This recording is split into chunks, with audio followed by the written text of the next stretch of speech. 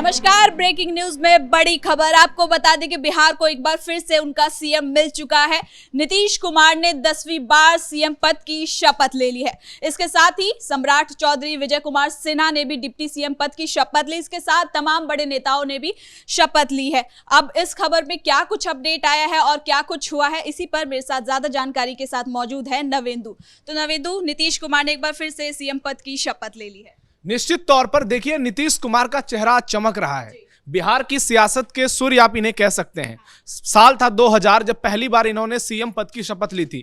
सिर्फ 7 दिन तक मुख्यमंत्री बने थे, बहुमत साबित नहीं कर पाए थे, सरकार गिर गई थी। उसके बाद 2005 में जबरदस्त जीत के बाद ये सीएम बने। फिर 2010 में शपथ ली, 2015 में 2 बार शपथ ली। एक बार जीतन राम मांझी को जब पद से हटाया था और दूसरी बार महागठबंधन के साथ जीत दर्ज की थी। फिर 2017 में उन्होंने एक बार फिर से शपथ ली, 2020 में शपथ ली, 2022 में शपथ ली, 2024 में जब आखिरी बार वो पलटे थे, और अब 2025 में शायद यह नीतीश कुमार का आखिरी शपथ है। लेकिन आप देखिए कि बिहार ने इतिहास रच दिया है। पटना का ये ऐतिहासिक गांधी मैदान एक बार फिर से गवाह बना है एनडीए सरकार की प्रचंड जीत के बाद जो भव्य शपथ ग्रहण समारोह का। नीतीश कुमार, जिनको लेकर कई तरह के सवाल उठ रहे थे, सारे सवाल आज खत्म हो गए। नीतीश ने एक बार फिर से साबित कर दिया कि बिहार की सियासत के बाजीगर वही हैं। और ये जो पूरा कैबिनेट नजर आ रहा है नीतीश कुमार के साथ, जिन लोगों ने शपथ ली, आप देखिए कि कल हमने एक बात कही थी, हमने कैपिटल टीवी पर यह बात कही थी कि जब बीजेपी की पर्ची खुलती है तो बड़ों बड़ों के होश उड़ जाते हैं। कई नाम ऐसे थे जिनका मंत्रिमंडल से टिकट कट गया और कई ऐसे चेहरे सामने आए जिसे देखकर लोगों के होश उड़ गए। नीतीश कुमार के ज्यादातर मंत्री जो पुराने उनके सहयोगी साथी रहे, उन्हीं में से रहे, जबकि बीजेपी ने ज्यादातर मंत्रियों को चेंज कर दिया। डिप्टी सीएम सम्राट चौधरी, उनके अलावा विजय सिन्हा, सिर्फ 2 मंत्री जो जिन अक्सर सोशल मीडिया से लेकर मीडिया तक छाए रहते थे, नितिन नवीन और मंगल पांडे, उनको रिपीट किया गया। सुरेंद्र मेहता को रिपीट किया गया। उसके अलावा सारे नए मंत्री बनाए गए। जेडीयू से ज्यादातर वही लोग रहे जो नीतीश के इर्द गिर्द घूमते हुए नजर आते हैं। लोजपा से 3 नामों की चर्चा हो रही थी, 2 पर मुहर लग गई। जीतन राम मांझी के बेटे संतोष कुमार सुमन ने भी शपथ ग्रहण कर लिया और उपेंद्र कुशवाहा की पार्टी से उनके बेटे दीपक प्रकाश ने शपथ लिया। तो अब कहें कि बिहार सरकार पूरी तरह से तैयार है। अगले 5 साल के लिए नीतीश कुमार सीएम बन चुके हैं और अब जो मंत्री बने हैं, जरा उनके बारे में बातचीत कर लेते हैं। बीजेपी के कोटे से सम्राट चौधरी और डिप्टी सीएम विजय सिन्हा दोनों फिर से डिप्टी सीएम बने हैं। इन पर तो कोई शक नहीं था, कल से ही मामला क्लियर था कि ये दोनों, कंफर्मेशन हो गई थी। उसके बाद अगला नाम है मंगल पांडे का, और इन्होंने जिस पंक्ति में शपथ ली है वो पहली पंक्ति रही डिप्टी सीएम के बाद। उनके आगे सिर्फ थे विजय कुमार चौधरी और विजेंद्र यादव और श्रवण कुशवाहा, फिर मंगल पांडे नजर आए। मंगल पांडे ने सिवान से जीत दर्ज की। फिर दिलीप जायसवाल, बीजेपी के प्रदेश अध्यक्ष, कहा जाता है कि जिसकी अध्यक्षता में जीत होती है उसको प्लेयर ऑफ द मैच कहा जाता है। तो दिलीप जायसवाल, एक बार फिर से उनको मंत्री बनाया गया और वो एमएलसी हैं, विधायक नहीं है। फिर नितिन नवीन, ये एक ऐसे मंत्री हैं जिनके परफॉर्मेंस को लेकर अक्सर चर्चा होती रही। नितिन नवीन जबरदस्त बहुमत से चुनाव जीते, 4-5 बार के विधायक हो चुके हैं। पिताजी पहले मंत्री रहे हैं। पटना के बांकीपुर शहर सीट जो है वहां से विधायक हैं और अपने काम के लिए जाने जाते हैं। नितिन गडकरी पूरे देश में सड़क बनाने के लिए जाने गए, तो नितिन नवीन ने पूरे बिहार में सड़कों का जाल बिछाया। और आज पटना की सड़कों पर जब लोग चलते हैं तो नितिन नवीन का नाम जरूर लेते हैं। इसके अलावा राम कृपाल यादव, एक बहुत बड़ा नाम, लालू यादव के कभी बेहद खासम खास हुआ करते थे, आरजेडी में लालू परिवार के बेहद करीबी हुआ करते थे। लेकिन 2014 में मोदी लहर में इन्होंने बीजेपी का दामन थामा, 2 बार सांसद बने, तीसरी बार चुनाव हार गए लालू यादव की बेटी मीसा भारती से, और इस बार विधानसभा का चुनाव लड़े और दानापुर से जो बाहुबली हैं उन रीतलाल यादव, उनको चुनाव हरा दिया। तो इनको लेकर भी नाम चल रहा था कि ये मंत्री बनेंगे और वो हो गया। इसके अलावा सुरेंद्र मेहता बेगूसराय जिले से चुनाव जीत कर आए हैं, वो भी मंत्री बन गए। श्रेयसी सिंह, कल इस नाम की मैंने चर्चा की थी जब हमने बातचीत की थी, क्योंकि हमें लग रहा था कि श्रेयसी सिंह मंत्री बन सकती हैं। उसके 2 कारण हैं। पहला कारण महिला, युवा, और दूसरा कारण वो जिस इलाके से आते हैं उस इलाके को भी रिप्रेजेंट करना था।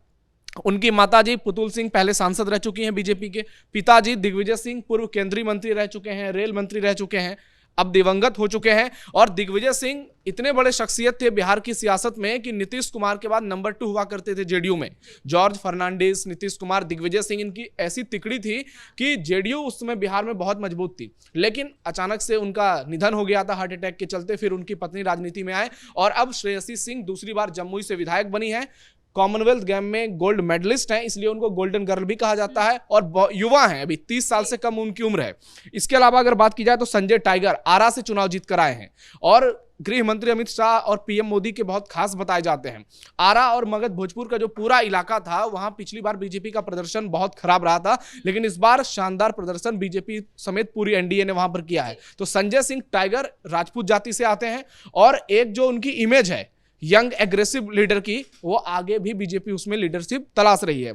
और उसके अलावा रमा निषाद, अजय निषाद जो मुजफ्फरपुर के पूर्व सांसद थे, फिर उन्होंने कांग्रेस से इस बार चुनाव लड़ा था, पलटकर हार गए, फिर से दोबारा चुनाव से पहले बीजेपी में शामिल हुए। उनकी पत्नी रमा निषाद को टिकट दिया गया मुजफ्फरपुर के औराई से और वो चुनाव जीत गए और उनको मंत्री बनाया गया। इसके अलावा लखेंद्र पासवान पातेपुर वैशाली से चुनाव जीते हैं, उनको मंत्री बनाया गया। नारायण शाह को मंत्री बनाया गया। अरुण शंकर प्रसाद जो कि मधुबनी के खजौली से जीते हैं। तो ये बीजेपी के तमाम नाम रहे जो कि नए नाम रहे और इनको लेकर किसी ने उम्मीद नहीं की थी। सबको लग रहा था कि संजय सरावगी रिपीट होंगे, नीतीश मिश्रा रिपीट होंगे, जीवेश मिश्रा रिपीट होंगे, लेकिन उन नामों को इस बार दरकिनार करके एक नई लीडरशिप उभारने की कोशिश की। इस बार नए नाम भी देखने को मिले हैं मंत्रिमंडल में। लेकिन इस बीच अगर जनता की बात करें तो जनता में भी बहुत अच्छा उत्साह देखने को मिला। जैसे मनोज तिवारी और पवन सिंह आए तो उन्होंने एक समा बांधने का प्रयास किया, तो उस पर क्या कुछ नहीं, गांधी मैदान में सिर्फ गमछा ही लहरा रहा है। आप देखिए वहां 2 से 3 लाख से ज्यादा लोग वहां पर पहुंचे हैं और इस तरह से शपथ ग्रहण जब होता है तो निश्चित तौर पर लोग बहुत ज्यादा उत्साहित होते हैं।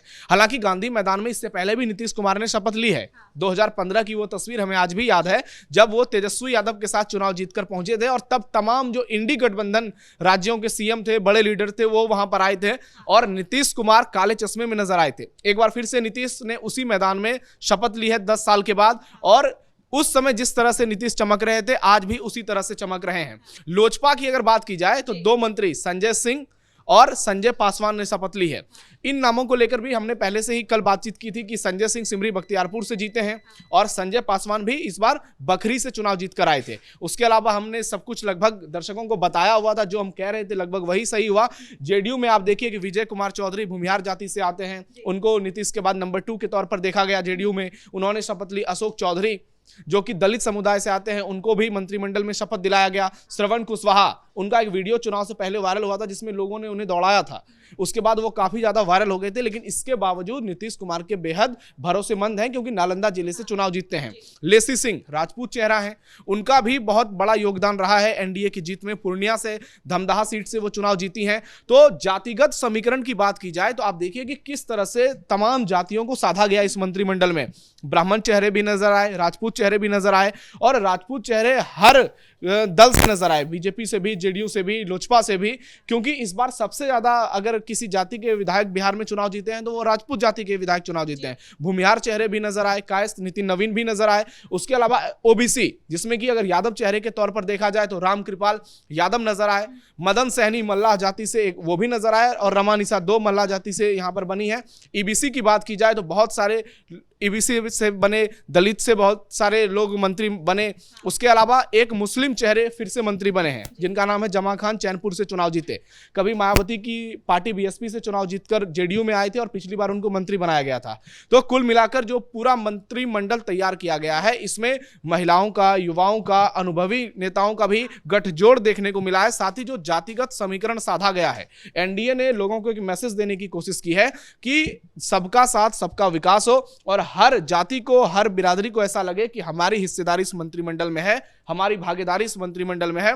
और आप देख लीजिए कि अब तेजस्वी यादव की क्या हालत हुई होगी। घर उनको भी तो निमंत्रण मिला होगा, लालू यादव पूर्व सीएम रह चुके हैं, राबड़ी देवी, लेकिन कोई भी इसमें नहीं आया। नहीं, वो आकर यहाँ पे करते क्या, यही सवाल है ना कि जब वो मोदी नीतीश की जोड़ी सुपरहिट वाला गाना जब गांधी मैदान में बज रहा है और लाखों लोग गमछा लहरा रहे हैं, पीएम मोदी, मोदी के नारे लग रहे हैं, नीतीश कुमार के समर्थन में नारे लग रहे हैं, तो आपको लगता है कि तेजस्वी यादव इतना बर्दाश्त कर पाते? उनकी मेंटल स्थिति अभी बहुत गड़बड़ है। घर में लगातार विपक्ष के नेता है तो आना तो फर्ज बनता था, आना फर्ज बनता है, संवैधानिक तौर पर आना चाहिए, लेकिन वो नहीं आए। बहुत कुछ सोच समझकर ही नहीं आए होंगे। और ये भी बात है कि जनता उनसे सवाल पूछती सीधे कि आपने बहन को चप्पल क्यों मारा, आपने इस तरह से क्यों चुनाव में जो है तुष्टीकरण की सियासत की, आपके परिवार से आपने भाई को निकाल दिया। तो जैसे ही तेजस्वी अब सड़क पर आएंगे जनता उनको घेरेगी, क्योंकि उनके परिवार में पिछले कुछ दिनों से जो षड्यंत्र चल रहा है, जो ड्रामा नौटंकी चल रहा है, जनता जो है अब उससे आक्रोशित है। तेज प्रताप यादव को लेकर भी खबरें चल रही थी कि वो मंत्रिमंडल का हिस्सा बन सकते हैं, लेकिन उस पर अभी विराम लगा है। कुछ सीटें खाली रखी गई है, हो सकता है आने वाले समय में तेज मंत्री बन जाए, लेकिन तेजस्वी यादव की स्थिति गंभीर है। इस शपथ ग्रहण को देखने के बाद वो फूट फूट कर रो रहे हैं, पूरा परिवार परेशान है। राहुल गांधी का तो कोई अता पता नहीं है, वो हैं कहां। कहें तो इंडी गठबंधन इस शपथ ग्रहण को देखकर दिल का दौरा पड़ रहा होगा उनके नेताओं को पूरी तरह से। बहुत बहुत धन्यवाद नवेंदु इन तमाम जानकारी के लिए। तो कुल मिलाकर नीतीश कुमार ने एक बार फिर से 10वीं बार सीएम पद की शपथ ले ली है। बिहार को एक बार फिर से उनका सीएम मिल चुका है। इसके साथ ही तमाम बड़े नेताओं ने भी शपथ ली, और क्या कुछ इस खबर में अपडेट आता रहेगा वो हम आप तक पहुंचाते रहेंगे। लेकिन फिलहाल देखते रहिए कैपिटल टीवी बिहार।